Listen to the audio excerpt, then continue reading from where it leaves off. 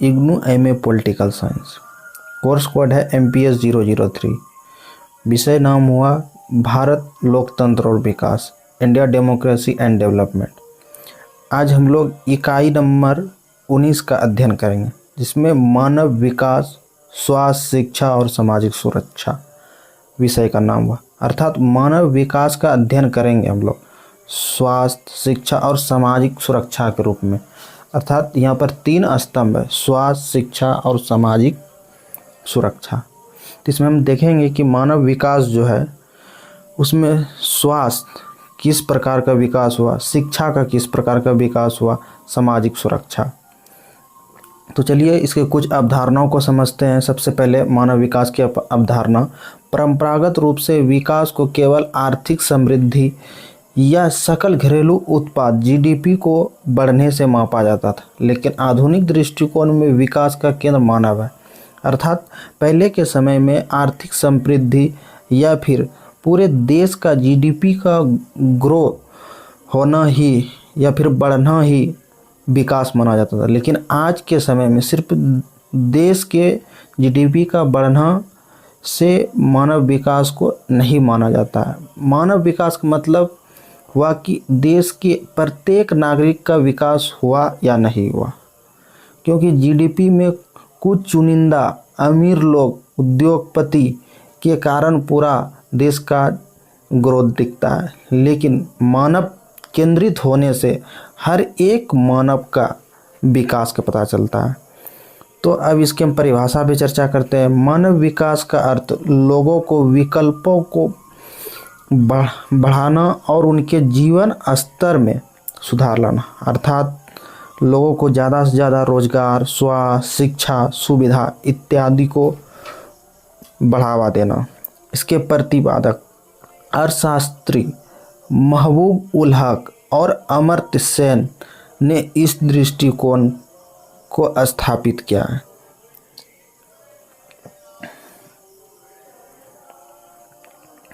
उद्देश्य केवल आय बढ़ाना विकास नहीं, बल्कि इंसानी क्षमता, स्वतंत्रता, सम्मान और अवसरों को बढ़ाना वास्तविक विकास है।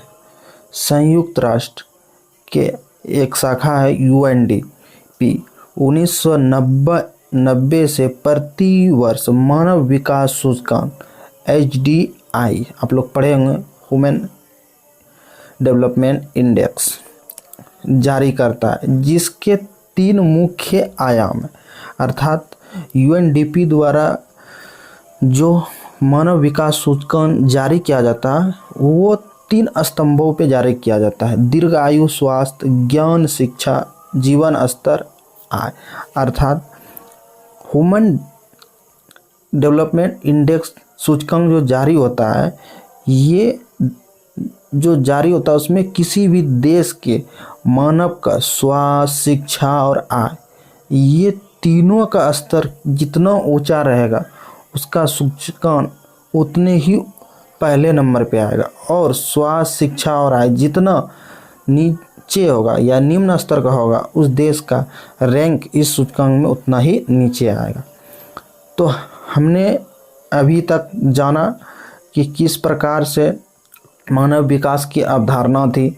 परंपरागत समय में सिर्फ GDP को ध्यान में रखा जाता था, लेकिन वर्तमान में मानव को केंद्र में रखा जाता है। अब इस मानव विकास के विभिन्न दृष्टिकोण है, उसे हम लोग समझते हैं। तो इसमें सबसे पहला दृष्टिकोण है मूलभूत न्यूनतम आवश्यकता दृष्टिकोण। इसके जो प्रतिपादक हैं अंतर्राष्ट्रीय श्रम संगठन द्वारा प्रस्तावित किया गया था। इसके तहत 6 बुनियादी ज़रूरतें अनिवार्य मानी गई है। मतलब इसमें जो माना गया है मानव विकास के लिए 6 बुनियादी तत्व कह सकते हैं या फिर स्तंभ कह सकते हैं, जिसमें पहला है स्वास्थ्य, शिक्षा, भोजन, जलापूर्ति, स्वच्छता, आवास। तो इस प्रकार ILO अंतर्राष्ट्रीय श्रम संगठन मानव के बेहतर विकास के लिए इन 6 चीज़ों को अनिवार्य मानते हैं। दूसरा है क्षमता दृष्टिकोण। यह जो है प्रोफेसर अमर्त्य सेन द्वारा प्रतिपादित है। इसके अनुसार से विकास का अर्थ यह नहीं कि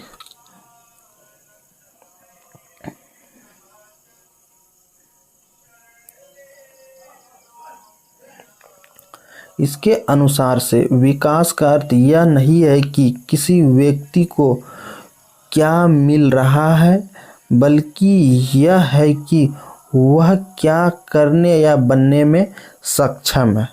जैसे स्वस्थ रहना, शिक्षित होना, निर्णय लेना। एक उदाहरण से हम समझ सकते हैं कि अमर्त्य सेन द्वारा क्या कहना चाह रहा है। अमर्त्य सेन जी कहना चाह रहे हैं, मान लीजिए कि दो व्यक्ति भूखा है, एक अमीर व्यक्ति भी भूखा है, एक गरीब व्यक्ति भी भूखा है। लेकिन यहाँ पर अमीर व्यक्ति जो भूखा है वह उस दिन फास्टिंग रखा है, उपवास रखा है, उसके पास खाने के लिए सारा चीज़ें हैं, लेकिन धार्मिक कारण से वो उपवास रखे। लेकिन एक दूसरा व्यक्ति जो है वो गरीब है, लेकिन वह मजबूरी में भूखा है। मजबूरी में इसलिए भूखा है कि उनके पास खाने के लिए चीज़ें उपलब्ध नहीं है। तो वही इनके क्षमता दृष्टिकोण का कहने का मतलब है कि किसी व्यक्ति के पास कितनी चीज़ें उपलब्ध है। अगर उपलब्ध विकल्प उपलब्ध है, उनके अकॉर्डिंग से यह बात करते हैं। इनके अनुसार यह साफ साफ लिखा, विकास का अर्थ यह नहीं कि किसी व्यक्ति को क्या मिल रहा है, बल्कि यह है कि वह क्या करने या बनने में सक्षम है, कि किसी व्यक्ति के पास किस तरह की योग्यता है, वह किस तरह आगे बढ़ रहा है, ये कहना है। अगला है कल्याणकारी दृष्टिकोण। इसके तहत राज्य को एक माई बाप संस्था मानकर नागरिक की सामाजिक लाभ प्रदान करने का उत्तरदायित्व सौंपा जाता है। कल्याणकारी दृष्टिकोण का साफ अर्थ है कि राज्य को माता पिता के रूप में होना चाहिए। जो भी राज्य के नागरिकों के लिए ज़रूरत है उसके लिए वो कल्याणकारी योजना कार्य करे, जैसे स्वास्थ्य, शिक्षा आदि क्षेत्रों में। अब नेक्स्ट पॉइंट है स्वास्थ्य और विकास। तो पहला जो स्तंभ था हमारा स्वास्थ्य, अब उस पर हम लोग चर्चा करने जा रहे हैं। स्वास्थ्य के कारण किस तरह विकास आगे बढ़ा।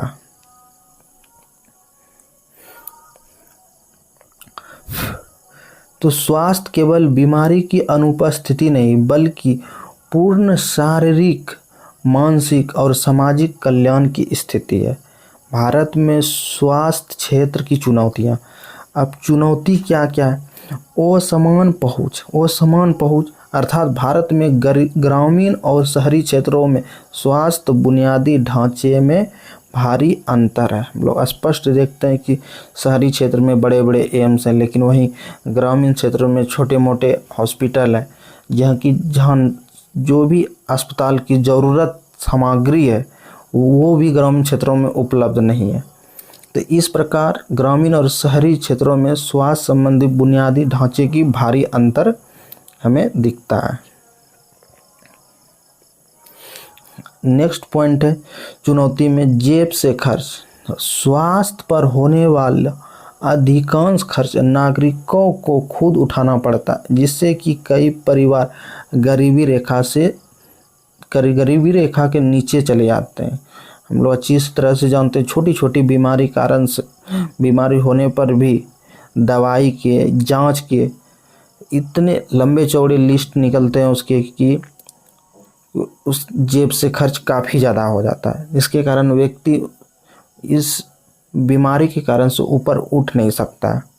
नेक्स्ट पॉइंट है कुपोषण और शिशु मृत्यु दर। महिलाओं और बच्चों में एनीमिया और कुपोषण दर आज भी चिंताजनक है। अगला राज्य की नीतियाँ और हस्तक्षेप। तो इस चुनौती को सामना करने के लिए राज्य ने कौन कौन सी नीतियाँ बनाई है वो देखते हैं। राष्ट्रीय स्वास्थ्य नीति, प्राथमिक स्वास्थ्य केंद्रों को मजबूत करना और स्वास्थ्य बजट को बढ़ाना। नेक्स्ट है आयुष्मान भारत योजना, माध्यमिक और तृतीयक स्तर के इलाज के लिए गरीब परिवारों को स्वास्थ्य बीमा प्रदान करना। इस तरह हमारी सरकार के द्वारा समय समय पर योजनाएं लाई जा रही है। अब नेक्स्ट पॉइंट है हमारा शिक्षा और विकास। शिक्षा के कारण किस तरह विकास हो रहा है, तो शिक्षा मानव पूंजी निर्माण का सबसे सशक्त माध्यम। यह लोकतंत्र को मजबूत करती है और सामाजिक गतिशीलता बढ़ाती है। चुनौती और विसंगतियाँ। गुणवत्ता में कमी। पहला, स्कूल में नामांकन तो बढ़ा है, लेकिन शिक्षा की गुणवत्ता और सीखने के स्तर में कमी है। और ये असर रिपोर्ट में भी हम लोग और भिन्न भिन्न माध्यमों से भी जान सकते हैं कि सरकारी स्कूल की गुणवत्ता वर्तमान समय में क्या है। नेक्स्ट है डिजिटल विभाजन।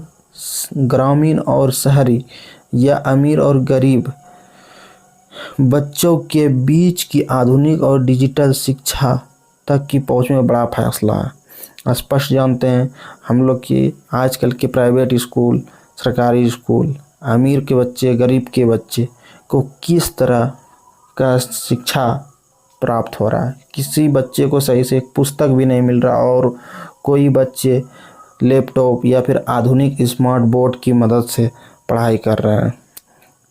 पढ़ाई के बीच में छोड़ना, विशेषकर लड़कियों एवं माध्यमिक स्तर के बाद स्कूल छोड़ने की दर अधिक है।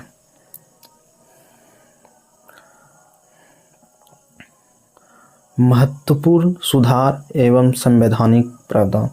अब देखिए सरकार के द्वारा या संविधान के द्वारा क्या क्या प्रावधान किया गया। अनुच्छेद 21 से 86वां संविधान संशोधन। 6 से 14 वर्ष के बच्चों के लिए शिक्षा को मौलिक अधिकार बनाया गया। शिक्षा का अधिकार अधिनियम RTE 2009 सभी बच्चों के लिए मुफ्त और अनिवार्य शिक्षा लागू की गई है। राष्ट्रीय शिक्षा नीति। शिक्षा प्रणाली में कौशल विकास और आधुनिक बदलावों को शामिल करना। इस प्रकार से शिक्षा के विकास के लिए यह हमारे सरकारी पहल हैं। अब हम लोग सामाजिक सुरक्षा की बात करते हैं, जो तीसरा स्तंभ था। सामाजिक सुरक्षा का तात्पर्य उन नीतियों और कार्यक्रमों से है जो नागरिकों को बीमारी, बेरोजगारी, वृद्धावस्था, दिव्यांगता या सामाजिक आर्थिक झटकों के समय वो सुरक्षा से बचाता है।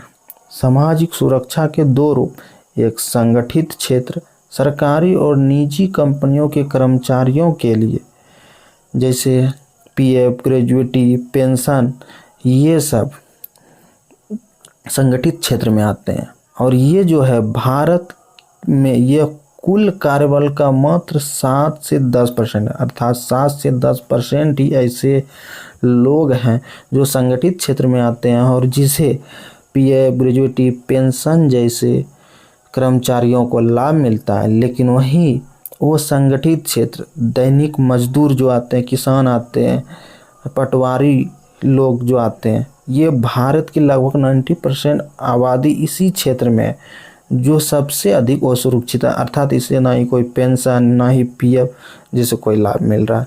अर्थात भारत के कुछ ही लोगों को कुछ सुरक्षा है पेंशन जैसे, और लगभग मैक्सिमम लोगों की ऐसी कोई सुरक्षा नहीं है। प्रमुख योजना और पहल।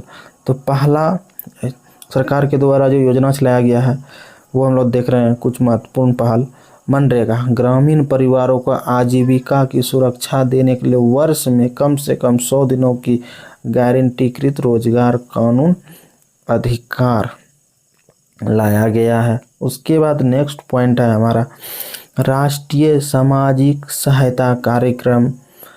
वृद्धों, विधवाओं एवं दिव्यांगों के लिए पेंशन योजना है। उसके बाद खाद्य सुरक्षा NFIC 2013 देश की बड़ी आबादी को बेहद कम कीमत पर या मुफ्त खाद्यान्न सुनिश्चित कराना ताकि पोषण सुरक्षा बनी रहे।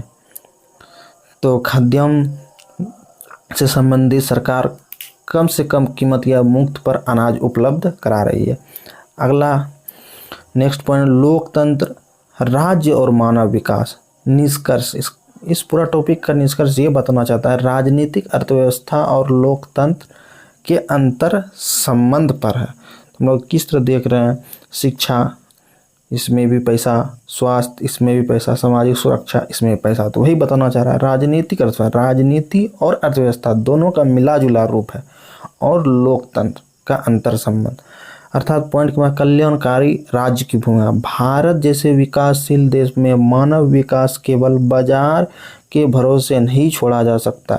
राज्य को शिक्षा, स्वास्थ्य और सामाजिक सुरक्षा के अधिकार देने ही होंगे। लोकतांत्रिक दबाव, चुनाव और राजनीतिक भागीदारी के कारण सरकारें सामाजिक कल्याण की योजनाएं जैसे लोक लुभावना या कल्याणकारी योजना, इसमें हम लोग देखते हैं कि महिलाओं के लिए 10,000 देना, पेंशन, चावल फ्री में, काफ़ी सारा चुनाव के समय सरकार के द्वारा प्रचार किए जाते हैं, बनाने के लिए बाध्य होती है, जो मानव विकास सूचकांक को बेहतर करने में मदद करती है।